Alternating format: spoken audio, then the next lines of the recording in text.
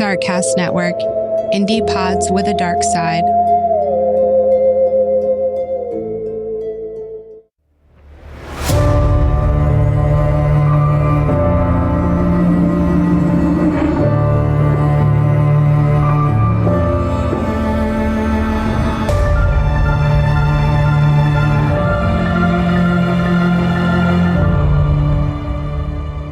This episode covers topics such as murder, suicide, and sexual assault. Please listen with care. Hello and welcome back to Fuck That.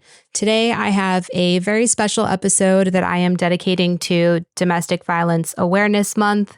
If you are not new here, you know that this is a topic that I feel very strongly about. If you're new here, I feel very strongly about domestic violence. So I wanted to put out an episode this month that not only related to this topic, but also had a positive outcome in some aspects. And I think that the person that I have on today really hits that nail right on the head. On the morning of August 28th of 2016, Nathan Deslippe was discovered brutally murdered in his apartment in downtown London, Ontario. Arrested on scene was William Joles, not just Nathan's friend, but one of Nathan's closest friends. But unfortunately, the nightmare did not just stop with his brutal murder against his best friend. After he committed this senseless act, William then decided that he needed to bring somebody else in on this, and he called his on and off again partner, Ashley, to the apartment. And what transpired next was a nightmare that involved confinement, assault, and countless death threats against Ashley. The case reached its crescendo in May of 2018 when William was put on trial and ultimately was found guilty of second-degree murder. While I wish this happened under very different circumstances, I did have the honor of speaking with Ashley, whose brave testimony helped to convict William. And so, as we reflect on the complexities of domestic violence and abuse this month, I want you all to really think about Ashley's story among all of the other stories that I've shared on this podcast. But particularly with Ashley's, what I find to be so compelling is that her story, in some ways, is a story and a reminder of how close any one of us could be at any time to potential danger, even from people that we think that we know and that we wholeheartedly trust. But above that, Ashley's story is that of a woman who not only survived trauma, but then took it and turned it into something positive. Ashley has now dedicated her life to helping others cope with trauma, and most recently has written a book titled Finding Strength Through Tragedy. And I'm just going to say, I think that what she's been able to do with what she went through is absolutely incredible. And quite frankly, it's fucking inspirational. Ashley, welcome to the show. And thank you so much for coming on to speak to me today. Thank you so much, Ashley, for having me on this amazing platform. And thank you for all you do and giving survivors the opportunity to share their story. Absolutely. Now, Ashley, if you don't mind, I would like to start at the very beginning of your story. Yeah, absolutely. So something important that I learned about healing is that it doesn't just start with the most significant trauma. You have to be able to go all the way back from where your trauma first started. My childhood was not horrific, but there was still a lot of pieces of trauma there, starting with my biological dad being abusive and smacking me across the head, calling me effing stupid, and just degrading me, devaluing me, making me feel worthless, making me feel like I was a nothing. And then with my biological mom and sister, the two of them seemed to really bond and do everything together, and I was always the odd one out. So they would go shopping together and leave me behind. And so that played a huge effect on me. And then just how my biological mom wasn't always easy to talk to and such. I always felt like I was the one giving 100% of the relationship all the time. And so it was a lot. It was very overwhelming at times. I would have to ask her on the phone, are you going to ask me how I am? Do you want to know what's going on in my life? So that made it very difficult to keep that relationship with her. And in 2016, when I went through everything that I went through, she said, see, I haven't said I told you so yet. When I went through my first domestic violent relationship, she actually said to me, this is why I didn't sign your lease. I knew something would happen. So it was just like I never got that empathy, compassion, understanding. I guess you can say like my grandparents on my mom's side really stepped in and they taught me my mannerisms. They taught me respect. They gave me the self-worth, the self-esteem, and the confidence to make me into the person that I am today. Without them, I feel like it could have been a completely different path. In school, I was bullied pretty severely, where I was pushed into lockers. I was punched in the face by a girl that I was actually helping tutoring at the time. And I guess you could say I was always very much beyond my maturity level and grew up really fast. In grade 9, I was always hanging out with grade 12s. I just knew that I had to grow up very quickly and very fast, and I became very independent. And then when I was in college, I moved and I got in my first romantic relationship. That turned out to be extremely abusive, physically, emotionally, verbally. He ended up cheating on me, and that's how I ended up walking away. But there were times where he pointed a knife at me. It was very scary. And I didn't know how to handle that. And going back now, I wish I had pressed charges, but I didn't know how to handle that situation. I was 18 years old at the time, and I never expected myself to be in a situation like that. I mean, nobody does, nobody plans for that to happen, but it took a lot on me. And it was in my final exams where I had to figure out where I was going to live, how I was going to carry on with my life. It was an extremely stressful time for that matter. But with good support system, great friends, I was able to get out of that situation safely. But it did take time. And then in the year 2016, I was running through a park in broad daylight, and I was sexually assaulted on that path. A guy grabbed me from behind. And again, I don't know what came over me, but I didn't report it. But I called one of my friends as soon as it happened, and she said, actually, Ashley, that was in the newspaper. He's done this to multiple individuals. So that was extremely scary. And then weeks go by, and I find myself in the middle of a murder scene. Ashley, can you tell me about how you and William met and how Nathan came into the picture as well?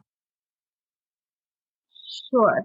Well, Nathan came in the picture way before I did. I mean, they were like the brother kind of dynamics. Like Nathan's family did everything for Will, had him over at dinners.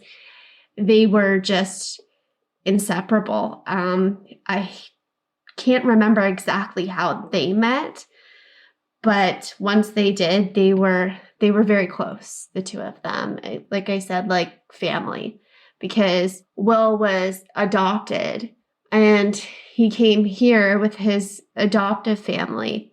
Yeah, ever since he was here, they became the best of friends. And then I met Will in, I want to say like end of 2014, 2015. Yeah, I got back from my trip from Honolulu, and I was working at Good Life Fitness at the time, and he was somebody who was training there. A mutual friend introduced us. We just got to talking, and then things happened, and then I did meet Nathan on an occasion. And like I said, nothing troubling at that point. But then Will had left and gone out west for a year and then came back. Nathan and I were helping him until he got back on his feet. And then August 28th, 2016, I got a call at 5 a.m. in the morning from Will asking me to come over, because he was at Nathan's. And I really didn't think anything unusual of it because, Will and I talked at all different occasions, at all different times. If Will needed something, I was there. And so I went over, I waited downstairs for about, I want to say close to 40 minutes before he actually came down. I noticed his toe was cut and a little bit bloody, and I was like, oh, what happened? And he just said that he had stepped on something or something cut him. And then there was another individual there that he had called over, but I told the other individual just to go home because he was working a night shift, and I said, just go home and sleep. I'm here now. We got on the elevator. The elevator, one of them was broken. So then we got on the other one, went up all the way to the 18th floor. And I was calling out for Nathan, asking where Nathan was. And there was blood everywhere. And finally, he took me to the deceased, showed me him in the bathtub, told me that this was going to be me next. As soon as I got into the apartment, he locked all the doors from behind me. And he told me I wasn't going anywhere. And I didn't think that I was making it out alive for a second. So he took me to the bathroom, showed me the body, told me it was going to be me next. He was already going away for 1 count of murder. Why not make it 2? Sexually assaulted me, pulling down my pants multiple times, trying to finger me and telling me, doesn't this feel good? He was going to jail for a long time, so why not have sex? And then he wanted to clean up the murder scene so badly. That was the only thing that was in his head, other than wanting to have sex as well. But he was so adamant on cleaning up the apartment. And he said, Will went to school for police foundations and criminology. And I told him, I was like, as soon as they shine a light, they're going to see it, whether you clean it up or not. And I said, no, I'm not going to clean this up because I said that that's a crime. I will not do it. Well, that angered him. So he began strangling me and told me if I screamed that he was going to kill me and to shut the fuck up. He had pointed a knife to my back at one point, telling me that this way would be easier and less painful way for me to die. And so he threw me cloths and I cleaned up a little bit. And then as soon as he left the room, he poured himself a glass of wine. And then he said that he took away my phone at this point, told me that he was going to the bathroom.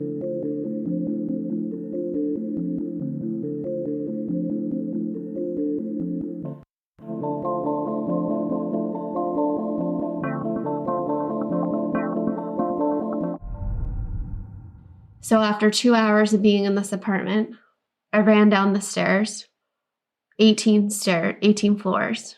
I found out at the trial he was seconds away from missing me in the main lobby. And I ran across the street. I had no idea, even though I've walked those streets before, it was like I was totally lost. And I had no idea where I was or nothing. I was just in complete panic mode, obviously. And so I saw people and I asked them to drive me to the police station. They told me no. So I saw a convenience store. I went in there. The convenience store guy said, go outside and use the payphone. And I was like, you've got to be kidding me. So I went outside. I used the payphone. I just remember screaming. I remember screaming to the 911 operator saying, you need to get here. You need to get here. You need to get here fast. And she said, somebody's on the way. Somebody's on the way. Are you safe? Are you safe? I just remember not feeling safe at all.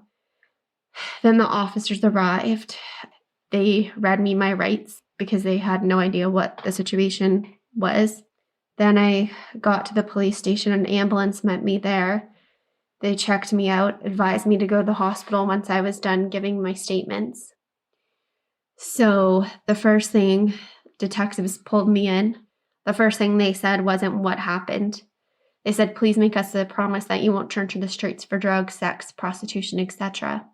I was like, pardon me? And they're like, yes, please make us that promise. And I was like, wow, are the statistics really that high for people to go and turn to the streets after this? It's really scary when you think about it. And so that's the reason why I'm talking to you today about this story, is to hopefully save somebody from turning to the streets and living that lifestyle. So all the proceeds from my book, Finding Strength Through Tragedy, actually go to victim services at the police station, where they've helped purchase a service dog and helps with funding for counseling, etc. Because I'm all about giving back to other people who are struggling. Sometimes getting counseling can be a waiting period, and that can be extremely difficult. I know for me, I had counseling right away, and I was pretty fortunate. But I had a lot of survivor's guilt after the fact, and I felt guilty for crossing the street. I felt guilty for making it out alive. I felt guilty for breathing. Everything I did was a huge amount of guilt. And so in October of 2016, Thanksgiving weekend, I decided I was going to take a bunch of pills and mix them with alcohol, and that would be the end. I ended up skipping an entire day of my life, and I scared everybody that loved me. People were trying to get a hold of me, and they couldn't. But I could not handle it. Looking back, was my decision of suicide super selfish? Absolutely. Because now I'm all about fighting for justice. But in the moment, you just feel like the walls are closing in. And as much as I've had a huge support system, but as much as I had a support system and everything else around me, feelings and emotions got so heavy and got so overwhelming that I just wanted it to end. And when this first all happened, I was going to work and I was just coming home and sleeping, because if I slept, then I wouldn't have to deal with it. I wouldn't have to think about it. So it was extremely overwhelming, and I saw my nurse practitioner every single week. And my nurse practitioner, her and I sat down and we did a PTSD test. And I said, no, I said, that's crazy. I didn't go and fight a war. I don't have PTSD. I answered yes to every single question that was given to me.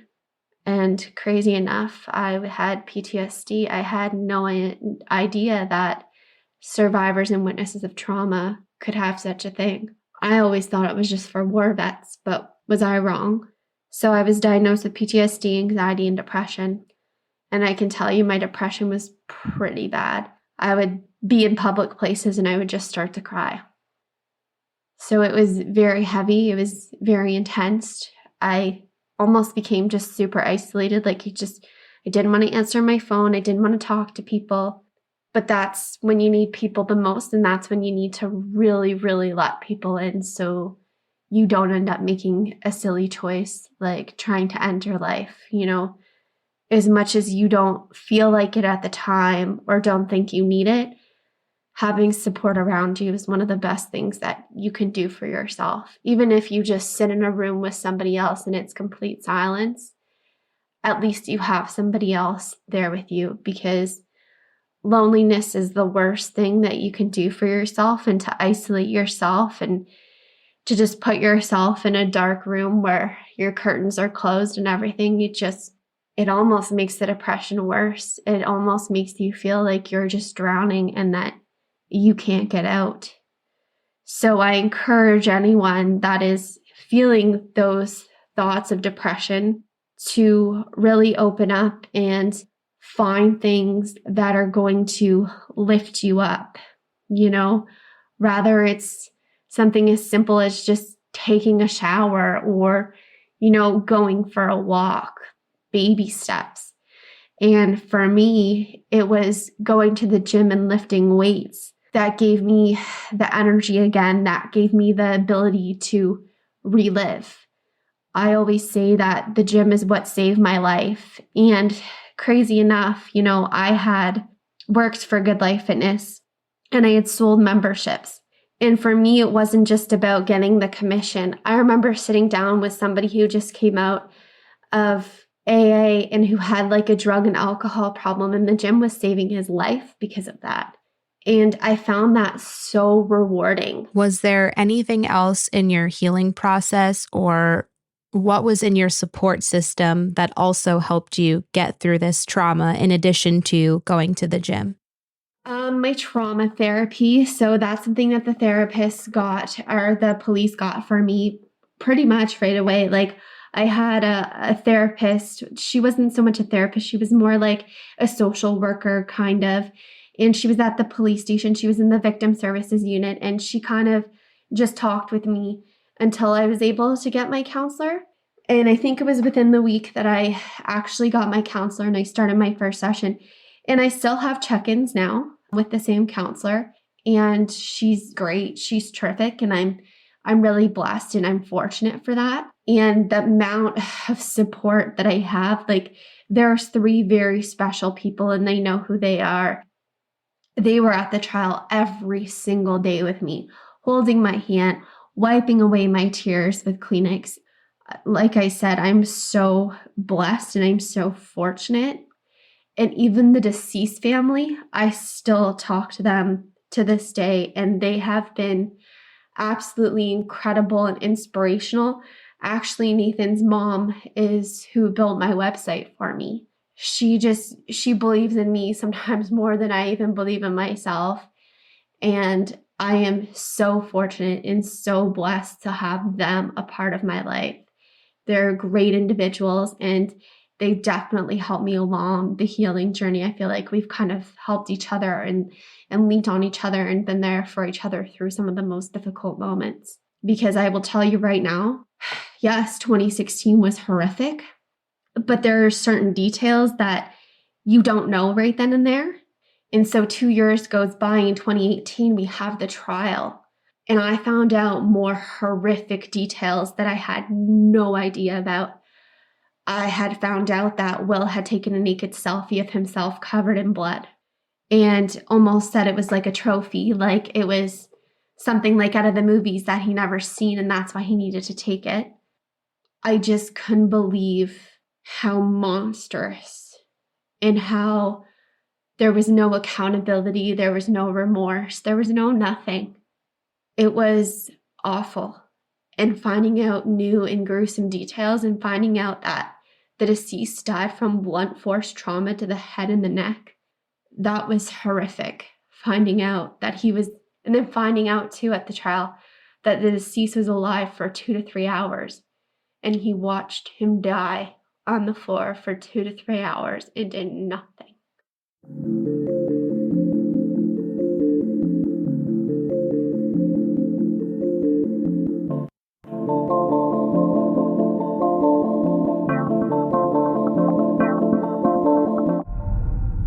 It's almost like a necessary evil where you go through the crime itself and you start to heal, and then you have to testify at trial, which, while it's necessary, it can essentially re-traumatize. Can you tell me a bit about Nathan? I know he loved wearing bow ties and doing yoga. I honestly think the absolute world of Nathan. He was so sweet, so down to earth, so kind hearted. Yes, he taught yoga and he wore bow ties, and those were actually given at the funeral along with sunglasses. He always wore colorful sunglasses. So there was pink and green ones at the funeral that had Nathan T. Deslippe on the side of them. We actually have a garden here because we try to keep his legacy alive. And we have a garden here where we give these vegetables to the less fortunate. Nathan and I have something very similar in common. If roles were reversed, I can tell you right now that Nathan would be having this podcast with you. Nathan was the kind of guy that would give the shirt off his back for any single person. He was just an amazing, well-rounded person that always thought about others before himself. I mean, there was no question about it. As soon as Will got back, he gave him a place to stay. He was amazing to him. He, made sure that anytime that Will wasn't able to make a family dinner, that Nathan always brought him back leftovers. He just always put everybody before himself. Just such a funny, charming, loving individual who loved to teach yoga, loved to do yoga. just a positive influence, somebody that you wanted to get to know more. He knew how to work the floor. He really did. He knew how to talk to people, and he was very respectful and just a genuine human being. It's not surprising to me, honestly, to hear about what a good human being Nathan was, just based on what you mentioned earlier in the episode about how supportive his family was, particularly his mother helping you with your website. It's just, it seems like the apple doesn't fall far from the tree. Now, in terms of your relationship with Will, if you feel comfortable, can you speak to that a little bit more? I'm just trying to maybe understand the psychology behind why he would feel compelled to bring you into that incident. Will and I had an off again, on again type of relationship. I don't know if I would call it such a boyfriend and girlfriend thing. It was more of like a casual thing. But we grew kind of close towards the end with him leaving to go out west. I remember making dinner for him and giving him a journal that was engraved and a pen that was engraved because he was going over there for a new business opportunity out west. And I just remember bawling after he left. It was difficult. And there were some times where we did talk where he was out west, but it was just too hard. And then it was so crazy because Chelsea, who's pretty much like my sister, who was there for me every day at the trial, I was crying in her office the one day because he had reached out to me again. And I was like, I really miss him, Chelsea. And funny enough, I'm having this conversation with her. And we're working at Good Life. I'm the front desk and she's manager. And no sooner Will shows up. And I'm like, what the heck are you doing here? You're supposed to be out west. I just cried in an office about you. It was a really, really nice surprise. And he told me I was the first person that he had reached out to, that nobody else knew he was coming back. And I was his first stop. Because he had asked me, I was working 3 jobs at that time. And he had asked me which job I was going to be at. And I was like, I guess he's just asking, because he cares. I don't know. And then he showed up and I was so surprised. And so we went back to my apartment. We hung out for a bit. And then he was going to see Nathan after that. And that was, I want to say, it was either before my birthday or after my birthday. So sometime in July that he came back. And there were times where, Nathan would be gone or be busy doing yoga and Will would stay at my house for a weekend. And, we would just snuggle up and watch movies together. And I guess that was kind of the relationship that we had. And we'd have dinners together. We'd talk about stuff and talk about goals. And for Will to do this, it still to this day makes absolutely no sense because Will's life was moving forward. He had looked at an apartment. He was going to move in possibly with another girl, which I wasn't thrilled about. And then Nathan had gotten him a job interview at Nathan's work. And so he was going to potentially work there. He was already going for a second interview and everything was like turning around for Will because Will did come back kind of, I guess you could say, depressed because things didn't work out the way he wanted them to out west. And then he had come back and I can tell you, he was definitely like depressed from that whole experience. But I would never have looked at him like, especially someone that went to school for police foundations and criminology, I would never have looked at him like he was some kind of murderer or something. Never did I get that vibe. And I guess, too, I ran into his adoptive parents and they had told me that he started killing animals at a young age. And I found this out after the trial. I was like, how come I didn't know any of this? Like, why isn't it that nobody can get their kids help when they need it right then and there? I understand as a parent, you want to live in denial and it's not my kid, it's not my kid. But you know what? It is. Get them help when you see these red flags. Don't wait and wait and wait for it to explode. I want to briefly circle back to that night, if that's okay with you, just to get a clearer image of, were they roommates at the time? And I believe that I read that William had been drinking. I'm not sure if he ever gave a reason, but I'm curious if maybe he ever shed light on that.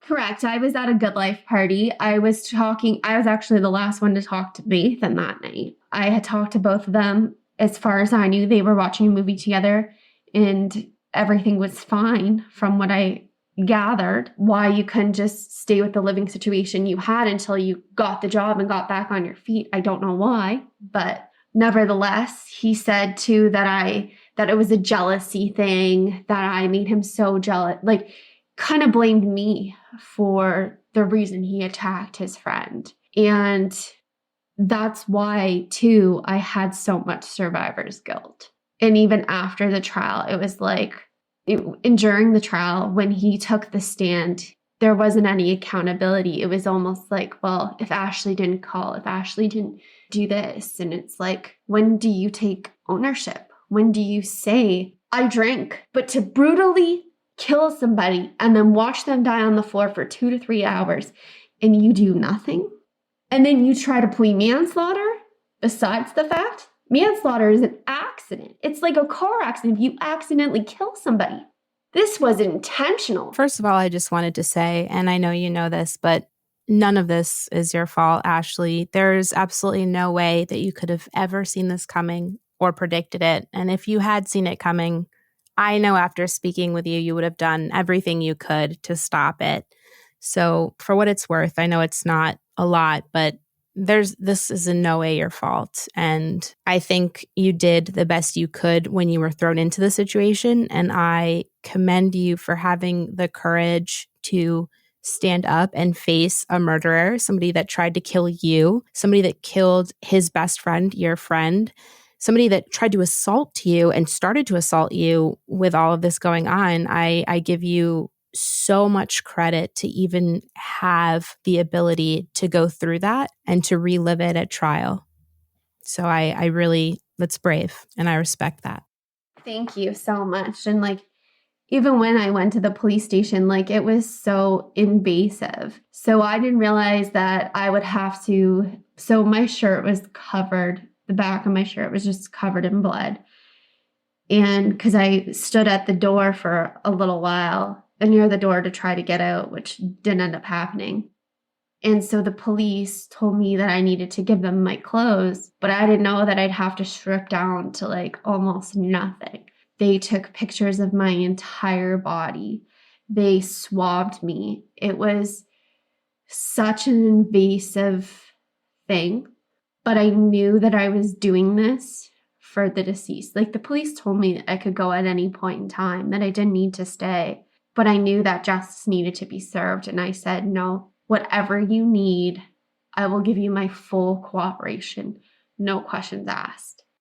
I almost wonder if there's any way to, because that in and of itself is a really traumatizing experience. And you know that they're doing it because they have to. And you're doing it because you have to. But I wonder if there's a way that police departments, not just in Canada, but in the United States, because it's a similar process, if there's a way that maybe that process can be made a little bit more sensitive and less traumatic for people that just went through a crime. You know, I almost wonder if maybe having a social worker involved, having maybe donated clothing or blankets or just something if you have to give up your clothing. Well, I had a friend that I had called and she brought me clothes right away. Like the police were so good at that. Like they said to me, like, who can you call? And that was the hardest part because my cell phone was taken away. My purse was taken, like I had no debit card, no nothing. And my phone was taken away for DNA and all of that. So I was like, well, I don't know anybody's phone number off by heart because we're not used to that, right? And the only persons that I knew was my grandma's phone number off by heart, but I was not about to call her. Like I had my aunt actually sit down and tell her what had happened because I was scared it was going to kill her. So anyways, I told the police the first and last name of the person, and they ended up getting in touch with them and getting their phone number. And I still talk to all my detectives today. In my victim services people, like every single one of them were incredible. Like I was so fortunate and I got the best team that you can imagine. Like one of the detectives, she was a female and she was in that room with me. Well, they had to DNA swab me, take my clothes. Without her, I don't think that I could have done it. She was just remarkable. She kept saying to me, you got this, like, you're strong, like, just keep taking a breath, Ashley. Like, she was just so good with me and just cared so much. Like, I could tell that, like, this wasn't just a job for her. Like, this was somebody who just went above and beyond. And the male detective that made that promise at the beginning, he's just so genuine and so down to earth. And I think it's because they both come from a family too. They both have kids and everything else. And I think that they really understand.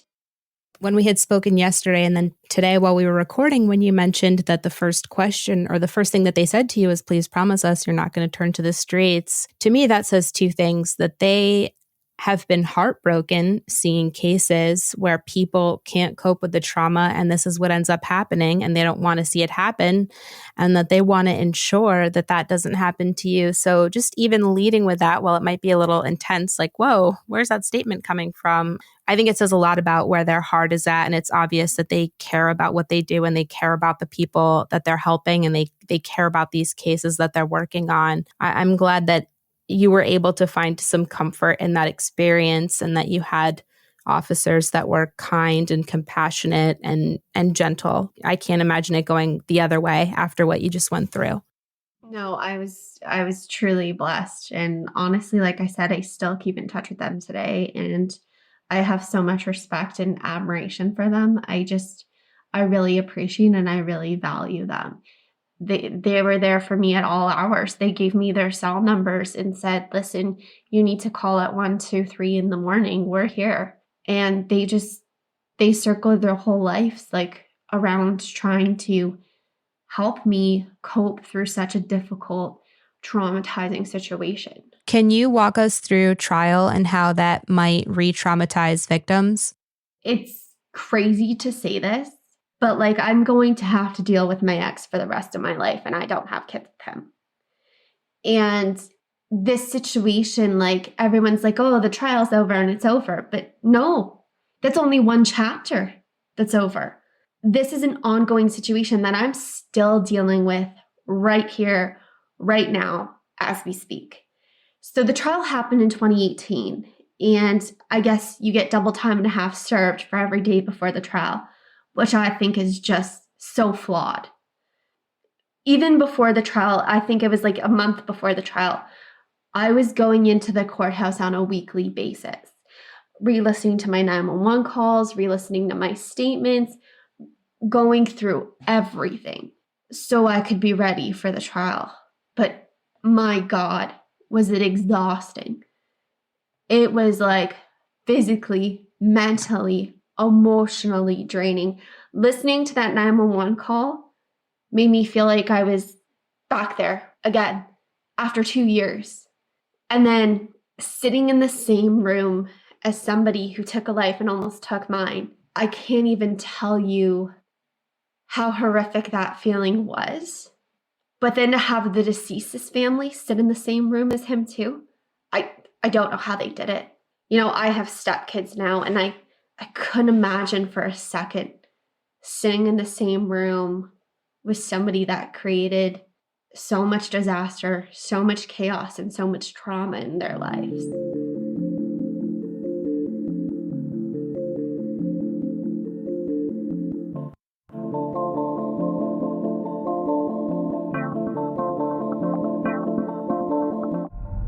So it was 2 weeks the trial lasted for. It was the longest 2 weeks of my life. I would go in and day out and just cry and just be drained. Hearing the gruesome details about how the deceased died, how he was alive for 2 to 3 hours, how he died from blunt force trauma to the head and the neck. We couldn't even have a funeral or go to the cemetery and bury him because they needed to keep his brain. It was awful. They needed to keep the corpse to go through all the DNA and all of that. And it was horrific. So we couldn't bury him until the trial had ended. So then there was that part right after the trial, going to the cemetery, and it was awful.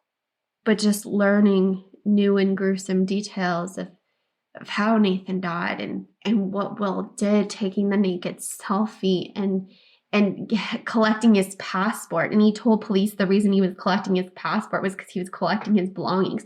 No, you wanted to run away. Again, no accountability and all lies. So it was very hard. And then my Crown attorney had asked me and said the deceased's family has already said no, they do not want the letter that Will wrote out for them. But do you want your letter that Will wrote to you? And I said yes. In this letter, he had said that someday he hopes to make this right. I'm sorry, but there's no one day to make this right. I will never forgive, and I will never forget this. The fact that on my 30th birthday, he tried for an appeal because he said his hearing was so unfair. It's like, how do you think the rest of us feel?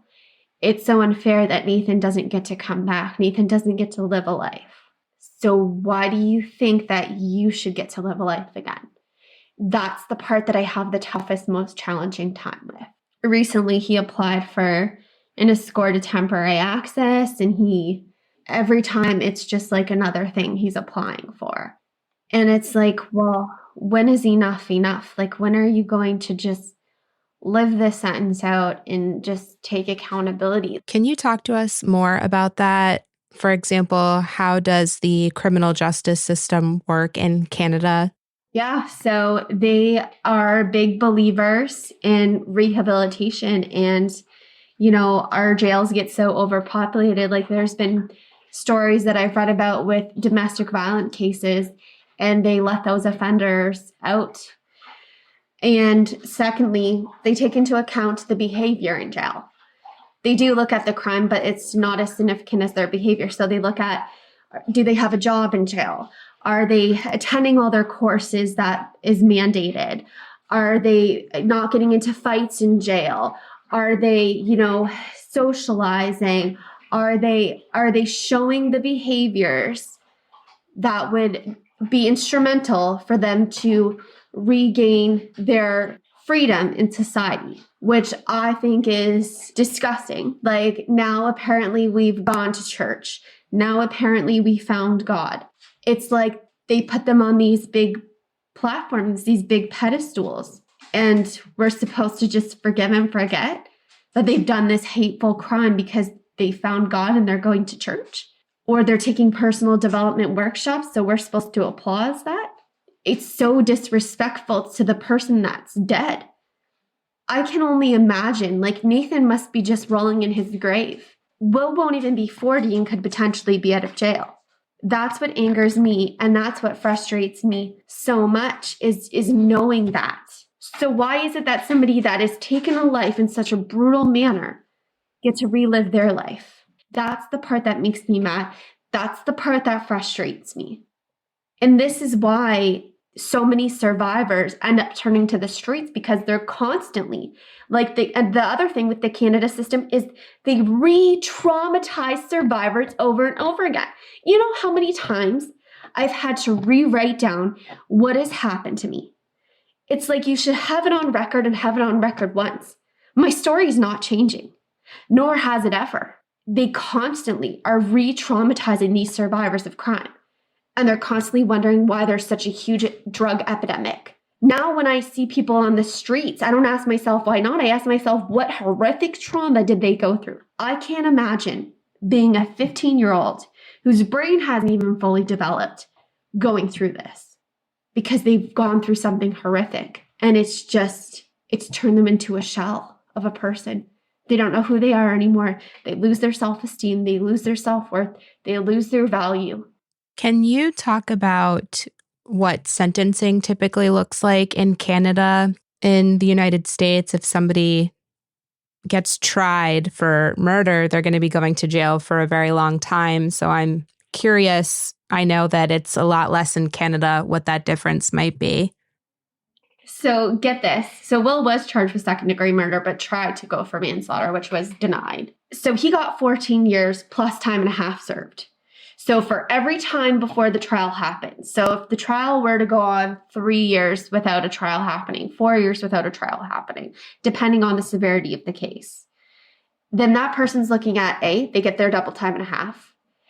B, Will got 14 years to life, which to me, that's not a life sentence, because at any point in time in anyone's sentence, not just this case, but they can apply for temporary access anytime in their stay, which to me is flawed. To me, the jail here in my town, my city right now, is giving criminals money because their stay has been so horrific, they have said. I'm sorry. Is it supposed to be a hotel? You commit a crime. Why are you getting money for your crime? I'm sorry, but when you do a crime, there's consequences. Own it. But yeah, they're giving them money here, like big loads of money. Like we're talking $10,000 because their stay was just so traumatizing. Like, what about what you've done to survivors and witnesses and families? How's that not horrific? I'm not saying that the death penalty would be the answer, but I think that when you commit a crime, that you should spend the rest of your life in jail, because the person's life that you took, they don't get to come back. So why should you? As I get older in life, one of the things that I've noticed is I've gotten a little bit softer. So what I mean by that is when I look at crimes that are sometimes violent crimes, maybe an assault or a robbery, I try to look more at the person and their background now, particularly if you're looking at minorities or people of color who get in the United States persecuted exponentially harder than somebody that isn't. I try to think of, okay, were they a young kid? Maybe they only had one parent. Maybe they had two parents, but maybe those parents had to work a shit ton of hours just to put food on the table. So maybe this kid fell into bad influence. They go to jail. I fully believe that there are people that can go to jail, learn their lesson, and come out a completely different person. But from what I've read and from our conversation yesterday and today, it really does not seem like Will has taken any accountability, especially the fact that he put a lot of the blame on you during trial, which it's obviously not your fault. That says to me that there's no accountability, no remorse, and therefore there's really no lesson learned in this case. So why should he be given that opportunity? Can you describe what it looks like, this process of him potentially getting early release? So basically, he can apply for full eligibility by 2030. But if he gets this escorted temporary access and attends these workshops and, shows that he's reformed and shows that he's changed and, ticks off all the boxes pretty much. And this doesn't just go for Will, this goes for any offender. If they, tick off all their boxes, do all these sessions with their therapists, and if they're willing to go to AA, if they're willing to go to alcohol meetings, if they're willing to go to drug meetings, if they're willing to get their GED, and they have a job in jail, and they act as though they're the perfect model citizen, then they get out early. They don't get into any fights in jail. That's another good thing on their record. It's sickening. Like, he has a job right now in jail where he makes money, and just like any other person that's in jail, they have a job and they give them money. And then at the end of their sentence, they get to hold on to that money. Well, Nathan doesn't get this. It's baffling to me. It doesn't make sense to me. And this goes for any kind of murder. This goes for anybody that's in the jail system right now. They have a job, they get the money, and they get the money when they leave the jail. It's sick. I feel like they should have nothing. Our tax dollars goes to these courses. Our tax dollar goes to this jail. It's like we're rewarding bad behavior. I think one of the things that disturbs me the most, besides him getting out early and he committed this terrible crime, but what bothers me the most outside of that is that note that you received from him. And this is something we discussed during our phone call yesterday. And in that note, he says to you that he hopes that he can make it right someday. And I just remember the second that I heard you say that, I instantly thought to myself that that sounded a lot like a veiled threat. So in your case, somebody like you, where your testimony was a big part of making sure that he got found guilty and put away, he gets out. What protections, if any, are in place to ensure your safety after he's released? That's you know what? That's funny. It's not funny, haha, but it's like there's really not. Because, so, get this. I have to apply for geographic location. I have to apply for a no contact order. Apply. So that's if I get it. Like the fact that that's an if, the fact that that's a question mark, that my safety shouldn't be number one concern, really has me doubting the system entirely. That these are things that I now have to apply for, because when he first went in, the no contact order wasn't something that it was just given to me. And now if he gets out, I have to request this stuff. My mind goes a mile a minute just thinking about that. And how do you ever feel safe? Like right now, he's in a totally different province than I am. But who's to say, and get this, he can request to come back wherever he likes. He can request it. Doesn't mean he's going to get it, but he still has that right to request. Like he already said, if he was going away for one account of murder, why not make it two? If somebody can say those things and act on those things because he did try, then how is it? And the other thing about accountability is this is what I got in trial. He told the court that I could leave at any given time that I wanted. He never locked the doors behind me. So he wouldn't plead guilty to the forceful confinement charge. I had to drop that charge and let it go because they said it wouldn't add to his jail time anyways. First of all, I think that those no contact orders should be issued to Nathan's family and to you automatically and indefinitely. But then I can't help but think to myself, really, how effective are they? They are just a piece of paper and many people don't adhere to them. But at the very least, it should be issued as a courtesy. One of the biggest problems I think we have in the United States right now regarding domestic violence is we have these people that take out no contact, protective, restraining orders against their abusers, but there's no safeguards in place to protect those people. Moving forward, how has this incident changed your outlook on life, people, trusting people? It has shaped my life in such a negative way. I feel like trust is very hard. I feel like trust is very scary. And I feel like, not to sound negative, but I feel like you're always waiting for the next shoe to fall, perhaps. It's difficult to move forward and it's difficult to move on when this is so constant and so in your face all the time. I try really hard not to live in the past. But it's hard not to. It's hard to escape from it. It's hard to go on. I mean, sometimes it's day by day. Sometimes it's hour by hour. Sometimes it's minute by minute. At the end of the day, you need to do you and you need to go with what is best for you. But every day is very different. I mean, I have my really good days and I have moments where it is extremely difficult and extremely hard.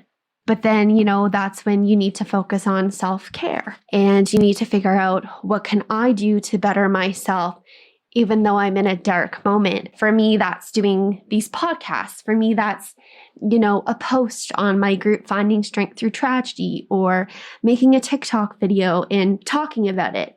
Because again, this isn't just an Ashley situation. This is a worldwide epidemic. People need to know that they're not alone in these situations. People need to, take their time in to process their feelings and emotions and not escape from them. And they need to know that, there's people out there that are going through the same thing that they are. And again, that's why I share my story. So it can be relatable. It can be that teaching lesson, and it can be that teaching tool for other people. Is every day going to be perfect and a walk in the park? No. Is every day going to be a nightmare? No. Some days are going to be better than others, and that's okay. It's okay to cry. It's okay to be happy. It's okay to scream, and it's okay not to be okay at certain times. There's nothing wrong with that. As long as you're processing your emotions in a healthy way, I think that that's all that matters. Every single person is going to find something different that opens up that door of happiness again for them. But I think that this whole journey has been an opportunity for me to develop a relationship with myself again and get to know who I am again and get to know my strengths and my weaknesses.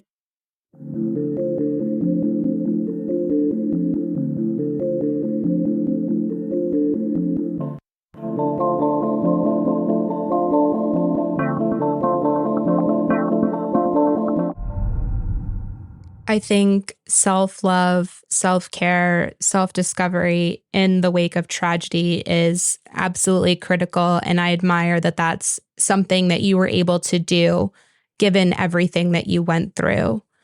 Now, is there something I can do, or what can we do to help in any way, if there are any ways that we can? Honestly, right now, I think it's individual for everybody right now. For me personally, I'm going to send them another email tomorrow, but I have reached out to my MP. I've also reached out and left a message with CTV News. I'm just trying to fight the fight, and however that I can. If that's talking to my MP and getting him to talk to the next person up, then that's what I'll do. Right now, I think that this is just a learning process for me, and to see what I can do to change things. I mean, the deceased's family, they've reached out to their MP too. They're trying to change the system as much as they can. I'm trying to push for change as well. I think it's all about if enough individuals go to their MP and they make that change, they make that phone call, they make that email to who's ever in charge of that specific problem. I think that's the best that you can do right now, is to call, make an appointment, email them, talk to your city person that's in charge, talk to your member of parliament, and see what they can do. I think it comes down to one person at a time making all the difference that they can. Make that call, be the voice of change, be the voice of reason. I think that that's the best that we can do. If enough people are calling the member of parliament, if enough people are raising their concerns, raising their voices, then maybe we can have some change. But I think it comes down to people really having to step up and be consistent. And like I said before, this is not an Ashley situation. This is a worldwide epidemic, and it's happening all over. And there's not enough tools. There's not enough resources. And for me, that's right now one of the things that I'm trying to work on is the re-victimizing survivors. And how can we say that a 14 years is a life sentence, but it's not a life sentence? And for them to be able to apply for any temporary release, and for you to be able to apply for that any time in your sentence. So I really struggle with what is a life sentence, because what their version is not a life sentence by any means. I feel like it's a temporary fix, but what's the outcome? Or like, what's going to happen when they take another life? Then what? Oops, we made a mistake. By then it's too late. And again, I'm all about speaking up to who's ever in charge and bringing my concerns to the table. And hopefully that inspires some change. That's really all that I can do at this point in time. Right now, that's kind of the only thing, is just speak up, stand up. Yeah, absolutely. And if there's anything I can do on my end to support you or to move this forward in any way, let me know. I'm happy to help. Thank you. You know what? Honestly, Ashley, you're doing it right now. Like, I commend every single podcaster, because, you're taking the time out of your busy life to help inspire and to help motivate change by having all these different topics on your shows and by talking to survivors and giving them a safe platform where they can share their story, you're making the biggest difference right now and you're not even knowing it. Well, thank you for saying that. I appreciate you coming on to my show and for trusting me to bring you on so that you can tell your story. Thank you for making this a safe place. Thank you again. I appreciate you coming on to tell your story. Before we wrap up, is there anything else you want to say? Yeah. One other thing is I have a Facebook group called Finding Strength Through Tragedy. So please reach out, request to be a member. I have a Facebook page, Ashley Inspires. I also have my TikTok, Ashley Inspire, not Inspires. I also have my website, ashleyinspires.ca, which has all my blogs on there. Again, I'm all about making a difference and helping any way that I can. I've had someone from the States reach out to me. Their son was in a crime. He was a survivor, and all I did was help this parent find different resources. So if you're stuck and you don't know what resources to go to, please reach out. I'd be more than happy to help anyone find counseling or anything that they need as they're going through this difficult process. Before I end the episode, I just wanted to state that I'm going to include resources in the show notes, particularly domestic violence resources. I'm going to include the National Domestic Violence Hotline and their website. The resources obviously do vary state by state as well. But if you need any help finding resources and you feel safe contacting me, please feel free to reach out to me through social media. Or you can contact me through the email address for the podcast, and I will be happy to help you find resources in your area. I know that many people in these circumstances feel alone, but just know that you are not alone. If you liked what you heard today, please like, review, subscribe. You can find me across all social media platforms at fthatpod, except for Instagram, which is fthat_pod. Patreon, fthatpod for exclusive content, archived episodes, ad-free episodes, and bonus shit. And check out the website, which is fthatpod.com.